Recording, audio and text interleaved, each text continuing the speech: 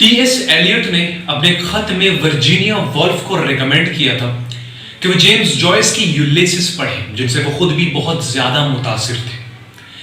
Paris میں Ulysses کی publication کے بعد ورجینیا وولف نے اپنے لیے کاپی خریدی، اور یہ وہی وقت تھا جب ورجینیا وولف اپنے کیریئر کی سب سے بہترین کتابوں میں سے ایک مسز ڈیلوے لکھ رہی تھی، اور ساتھ ہی مارسل پراؤس کی کتاب کو بھی پڑھ رہی تھی۔ وہ ٹی ایس ایلیٹ کو خط لکھتی ہیں جس میں وہ بتاتی ہیں کہ شاید یولیسس پڑھنے کے لیے انہیں اپنے باقی تمام کاموں کو سائڈ پر رکھنا پڑے گا۔ جیمز جوائس کو لے کر، ان کی کتاب یولیسس کو لے کر وہ اتنی زیادہ کیوریس ہو گئی تھی کہ انہوں نے پیرس میں اپنی بہن ونیسا کو خط لکھ دیا تھا، جس میں وہ کہتی ہیں for God sake make friends with Joyce, I particularly want to know what he is like۔ لیکن 200 پیج پڑھنے کے بعد انہوں نے کوئٹ کر دیا، اور لوگ آج بھی یہی مانتے ہیں کہ یہ وہی کتاب ہے اور ان کتابوں میں سے ہے جس کو ورجینیا وولف نے کبھی بھی ختم نہیں کیا تھا۔ انہوں نے یہ بھی ایڈمٹ کیا کہ اس کو پڑھنا آسان نہیں ہے۔ اپنے لیٹر میں ٹی ایس ایلیٹ کو وہ بتاتی ہیں کہ میں نے اپنی زندگی میں اس سے زیادہ بورنگ کتاب کبھی بھی نہیں پڑھی۔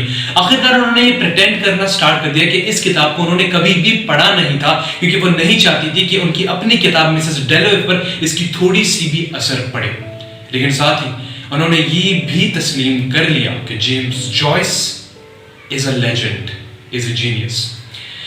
1922 میں پیرس میں اس کی پبلیکیشنز کے بعد یونائٹڈ اسٹیٹس اور انگلینڈ میں اس کی پبلیکیشنز کو روک دیا گیا، کیونکہ لٹریری ایجنسیز اور سینسر بورڈ کا کہنا تھا کہ یہ کوئی عام سی ناول نہیں ہے، یہ کوئی ٹپیکل ناول نہیں ہے، بلکہ کچھ نئی چیز ہے، اور یہی نئی چیز سیکسولیٹی جیسے ٹاپکس پر بہت ہی زیادہ براڈ پوائنٹ آف ویو سے ڈسکشن کرتی ہے، جیسے کہ لوگ عام زبان میں ڈسکشن کرتے ہیں، اور اس وجہ سے اسے بین کر دیا گیا۔ لیکن اس کے پائریٹڈ کاپیز اسٹل ایکسپورٹ کیے جاتے تھے۔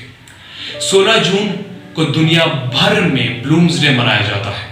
اس دن لوگ یولیسس کے کیریکٹرز کی طرح ڈریس اپ ہوتے ہیں، اپنے سڑکوں میں، گلیوں میں، اپنے گھروں میں زور زور سے یولیسس پڑھتے ہیں for giving tribute to this Irish giant and for celebrating the masterpiece Ulysses.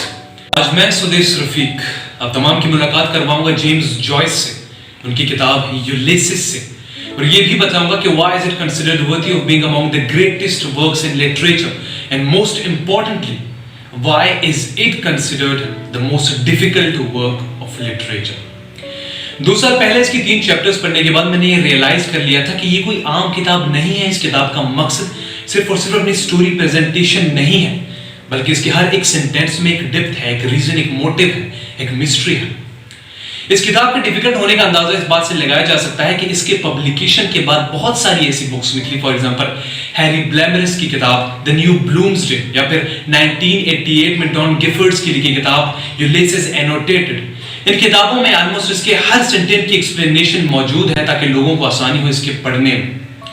بہت سارے رائٹرز کو پڑھنے کے بعد، ان کی رائٹنگ سٹائل کو انالائز کرنے کے بعد، اس کتاب کے کیریکٹرز کو پرسنلی سمجھنے کے بعد، انڈیویجولی ان کی سائیکولوجی کو سمجھنے کے بعد، اس کے بیک گراؤنڈ کو جاننے کے بعد، اس کے ایونٹس کو سمجھنے کے بعد، ڈبلن کی ہسٹری کو جاننے کے بعد، I was able to finish this book۔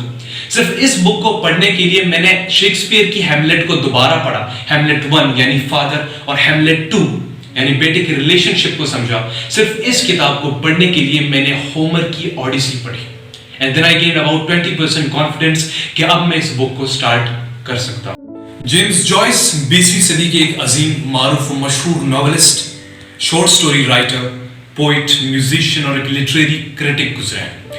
ان کی پیدائش ڈبلن میں ہوئی تھی، اور انہوں نے اپنی زندگی کے بنیادی 20 سال ڈبلن سٹی میں گزارے تھے۔ یونیورسٹی کالج ڈبلن سے اپنی ڈگری حاصل کرنے کے بعد انہوں نے آئرلینڈ چھوڑ دیا تھا، اور ان کے چھوڑنے کی سب سے بڑی وجہ یہ تھی کہ اس وقت ڈبلن جو تھا وہ برٹش گورنمنٹ کے انڈر آیا کرتا تھا، اور جیمز جوائس کو یہ بات بالکل بھی پسند نہیں تھی، کیونکہ وہ ہمیشہ سے یہ مانا کرتے تھے کہ ڈبلن کی الگ ریاست ہونی چاہیے، الگ سویلائزیشن تھی، الگ کلچر ہے، اس وجہ سے لہٰذا اسے کسی کے بھی انڈر ہونے کی ضرورت بالکل بھی نہیں ہے۔ ورلڈ وار 1 کے ٹائم وہ کبھی زیورک میں تھے تو کبھی پیرس میں تھے، لیکن انہیں ڈبلن سے بہت زیادہ محبت تھی، اتنی محبت کہ ان کے اکثر پروجیکٹس کا سینٹر خود ڈبلن سٹی ہے۔ ان کی کہانیوں کے کردار ڈبلن میں ان کے ہمسائے، ریلیٹیوز ڈبلن کے سٹیزن سے انسپائرڈ ہوتے ہیں، ان کی کہانیوں کے ایونٹس ڈبلن سٹی کے ایونٹ سے انسپائرڈ ہوتے ہیں۔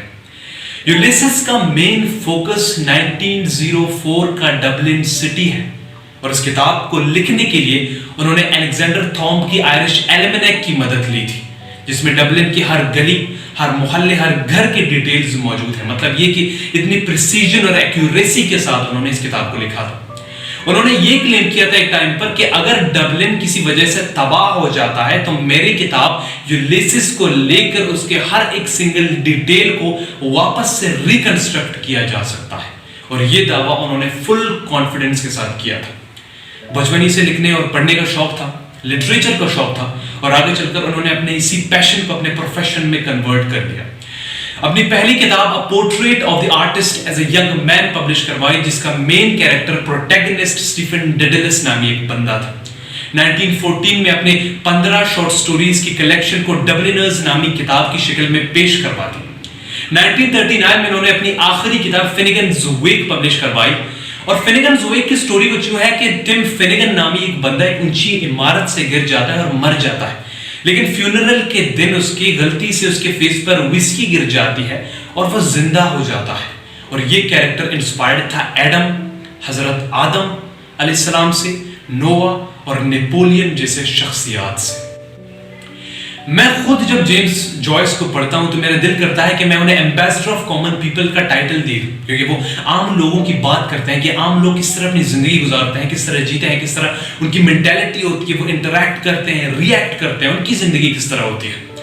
وہ ریئلزم کی بات کرتے ہیں. باقی majority of the writers and philosophers کی طرف وہ یہ ایڈمٹ نہیں کرتے کہ یہ دنیا, یہ زندگی, یہ ہمارے اراؤنڈ جو کچھ ہے یہ ایلیوژن ہے, بلکہ وہ یہ مانتے ہیں کہ یہ ریالٹی ہے اور ہمیں اس ریالٹی کو ایکسیپٹ کرنا ہے اور زندگی گزارنی ہے. مجھے سب سے زیادہ جیمز جوائس کی یہ بات بہت خوب لگتی ہے کہ وہ بہت ہی زیادہ ایکسپیریمنٹل ہے. وہ اس فلو کے ساتھ نہیں جانا چاہتے جو دوسروں کی کنسٹرکٹ کرتا ہے, بلکہ وہ اپنے رولز اینڈ ریگولیشنز خود کریٹ کرتے ہیں دوسروں کے رولز اینڈ ریگولیشنز کو توڑ کر. انہوں نے پورٹمنٹو پر بہت زیادہ کام کیا ہے, جو ایک لٹریری اور لنگوسٹک ٹرم ہے, ایک ڈیوائس ہے جس کا مطلب یہ ہے کہ بہت سارے ورڈز کو, ٹرمز کو ایک ساتھ کر کے کچھ نیا پریزنٹ کر دینا. انہوں نے اپنی ایک کتاب کے لیے 40 مختلف زبانوں کو ایک ساتھ کر کے اپنی خود کی ورژن آف انگلش پریپیئر کی تھی. اگر آپ یہ ورڈ دیکھ رہے ہیں تو یہ ورڈ آپ کے لیے تو سینس بھی نہیں دے گا, لیکن when you are reading Finnegan's Wake پہلے ہی پیج میں آپ کو یہ ورڈ دکھے گا, that refers to the sound of thunder clap. Ulysses کو سمجھنے سے پہلے یہ ضروری ہے کہ ہم اینشنٹ گریک ایپک پوئٹ اور آتھر ہومر کی اوڈیسی کو سمجھیں. اوڈیسی دراصل بیسڈ ہے گریٹ مائتھولوجی پر بیسڈ ایک کہانی ہے جو کہ ایک پوئٹک فارم میں ہے.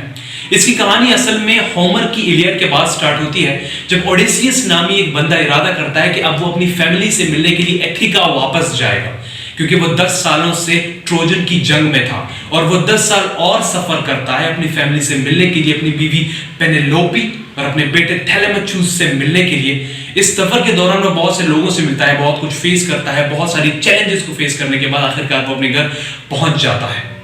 یولیسس انسپائرڈ ہے اوڈیسی سے, اور یولیسس کو ماڈرن پیرالل بھی کہا جاتا ہے اوڈیسی کا. یولیسس کے کیریکٹرز لیوپولڈ بلوم, مولی بلوم اور اسٹیفن ڈیڈلس انسپائرڈ ہیں اوڈیسی کے کیریکٹرز اوڈیسیس, اس کی بیوی پینیلوپی اور ان کے بیٹے تھیلیمچوس سے. یہ پوری ناول صرف ایک دن کی کہانی ہے, اور اس ایک دن کی ابتدا 8 بجے سے ہوتی ہے اور اختتام 2 بجے, رات کے 2 بجے ہوتے ہیں. کہانی کچھ یوں ہے, سٹوری اور ایکسپوزیشن کچھ یوں ہے کہ 8 بجے کا ٹائم ہے, 16 جون 1904, ڈبلن سٹی. ہمارا ایک مین کیریکٹر سٹیفن ڈیڈلس مارٹیلو ٹاور سے باہر نکلتا ہے. مارٹیلو ٹاور میں وہ اپنے دوست بگ کے ساتھ رہتا ہے, اور آج کل بگ کے پاس ایک انگلش ہائنس نامی ایک بندہ رہنے آیا ہے, اور ہائنس کی اور سٹیفن کی کچھ زیادہ جمتی نہیں, اس وجہ سے سٹیفن اس کو اگنور کرنے کی کوشش کرتا ہے. سٹیفن کام کے لیے جاتا ہے, اپنے اسٹوڈنٹس کو پڑھانے کے بعد وہ جاتا ہے کسی نیوز پیپر ایجنسی کے پاس, وہاں تھوڑا وقت گزارتا ہے, اور پھر وہ بس ڈبلن شہر میں تھرو آؤٹ دا سٹوری گھومتا رہتا ہے. کبھی لائبریری میں ہوتا ہے, کبھی اس کے پاس ہیملیٹ بک ہوتی ہے جس کے ساتھ وہ ڈسکشنز کرتا ہے. اور سیم مارننگ ہمیں دکھایا جاتا ہے کہ لیوپولڈ بلوم نامی ایک بندہ جو کہ ایک کینویسر ہے, وہ اپنی بیوی کے لیے ناشتہ بناتا ہے اور اس کو ناشتہ پریزنٹ کرتا ہے. لیوپولڈ کو معلوم ہو چکا ہے کہ اس کی بیوی اس کے پیچھے سے چیٹ کر رہی ہے, اور اس کی بیوی کا اپنے خود کے ہی مینیجر کے ساتھ افیئر چل رہا ہے.